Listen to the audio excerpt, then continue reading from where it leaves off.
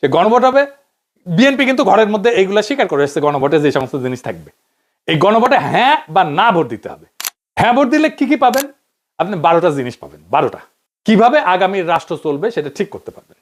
কি কি সেটা একটা একটা করে বুঝে দেখি, শুনেন মন দিয়া। আপনি কি এমন একটা বাংলাদেশ চান যেখানে তত্ত্বাবধায়ক সরকার, নির্বাচন কমিশন, সরকারি কর্ম কমিশন মানে যেটাকে পিএসসি বলা হয়, এটা গঠনে সরকারি দল এবং বিরোধী দল একত্রে কাজ করবে? সুন্দর কথা না? 2 নাম্বার, সরকারি দল ইচ্ছা মতো সংবিধান সংশোধন করতে পারবে না। সুন্দর না কথাটা? 3 নাম্বার, সংবিধানের গুরুত্বপূর্ণ পরিবর্তনের ক্ষেত্রে গণভোটের বিধান চালু হবে। সুন্দর না? আমরা সবাই মিলে ভোট দিয়ে ঠিক করব। 4 নাম্বার, বিরোধী দল থেকে ডেপুটি স্পিকার এবং গুরুত্বপূর্ণ সংসদীয় কমিটি সমূহের সভাপতি নির্বাচিত হবেন বিরোধী দল থেকে। সুন্দর না? যত মেয়াদী হোক কেউ সর্বোচ্চ 10 বছরের বেশি প্রধানমন্ত্রী থাকতে পারবে না। সংসদের নারীর প্রতিনিধিত্ব পর্যায়ক্রমে বাড়বে। ক্ষমতার ভারসাম্য প্রতিষ্ঠার জন্য পার্লামেন্টে একটা উচ্চ কক্ষ গঠিত হবে। দেশের বিচার ব্যবস্থা স্বাধীনভাবে কাজ করবে। সুন্দর কথা না? আপনার মৌলিক অধিকারের সংখ্যা বাড়বে। কি রকম একটা মৌলিক অধিকার হইতেছে, ইন্টারনেট সেবা কখনো বন্ধ করা যাবে না, এটাকে মৌলিক অধিকার হিসেবে ঘোষণা দিবে। তার হাসিনা এটা বন্ধ করে দিছিল। দণ্ডপ্রাপ্ত অপরাধীকে রাষ্ট্রপতি ইচ্ছা মতো ক্ষমা করতে পারবে না। ফাঁসি দিলেও তো ক্ষমা করে দেয়, জেল দিলেও ক্ষমা করে দেয়। রাষ্ট্রপতি এবং প্রধানমন্ত্রী ক্ষমতার মধ্যে ভারসাম্য থাকবে। রাষ্ট্রভাষা বাংলার মর্যাদার পাশাপাশি অন্যান্য জাতিগোষ্ঠীর ভাষাও সাংবিধানিকভাবে স্বীকৃত হবে। সব সুন্দর কথা না? 12টা কথা। হ্যাঁ ভোট দিলে সবগুলো পাবেন, এই যতগুলো আছে সবগুলো। না ভোট দিলে কিছুই পাবেন।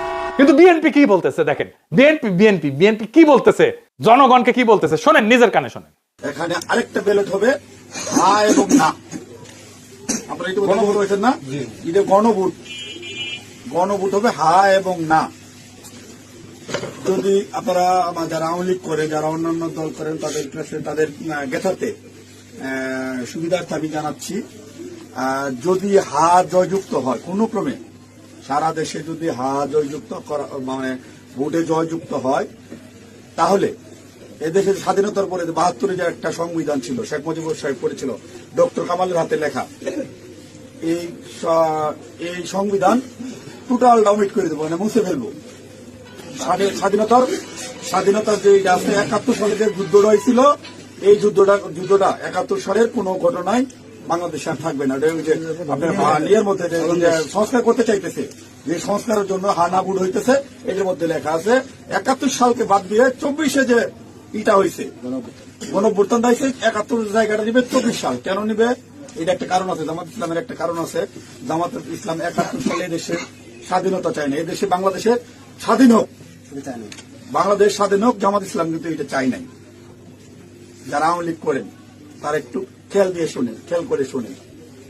যদি হা জয়যুক্ত হয়, তাহলে আওয়ামী লীগ কিন্তু এখন মানে কি জানি প্রজ্ঞাপনের মাধ্যমে আপনার স্থগিত হয়েছে, আওয়ামী লীগ নির্বাচনে অংশগ্রহণ করতে পারবে না। যদি হা জয়যুক্ত হয়, তাহলে আওয়ামী লীগ একবারে আর কোনো মিটিং টিটিং হবে না, মিটিং টিটিং সংসদে কোথাও উঠবে না। ওই হার মধ্যে লেখা আছে আওয়ামী লীগ নিষিদ্ধ। এই যে 24 সালে গণহত্যার জন্য আওয়ামী লীগ কিন্তু নিষিদ্ধ হয়ে যাবে আপনাদের ভোটেই। যদি হাতে ভোট দেন, হাতে ভোট দিলে আপনার 16 ডিসেম্বর থাকবে না, 26 মার্চ থাকবে না, আপনার 71 সালে যে যুদ্ধ করতে মা বোনেরা ইজ্জত দিচ্ছে, 30 লক্ষ মা বোনের ইজ্জত দিচ্ছে, এটা থাকবে না। অর্থাৎ আপনারা যারা আওয়ামী লীগ করেন, দয়া করে আপনারা না ভোটের জন্য হলো। আওয়ামী লীগেরও তো আমরা আসলে বিএনপিটা হইতেছে উদারপন্থী রাজনৈতিক দল।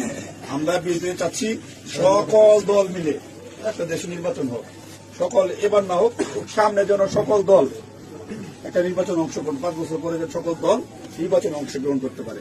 আপনারা আপনাদের যারা আওয়ামী লীগ করেন, আপনাদের দল রক্ষা করার জন্য আপনাদের কেন্দ্রে যাইতে হবে, ঠিক আছে?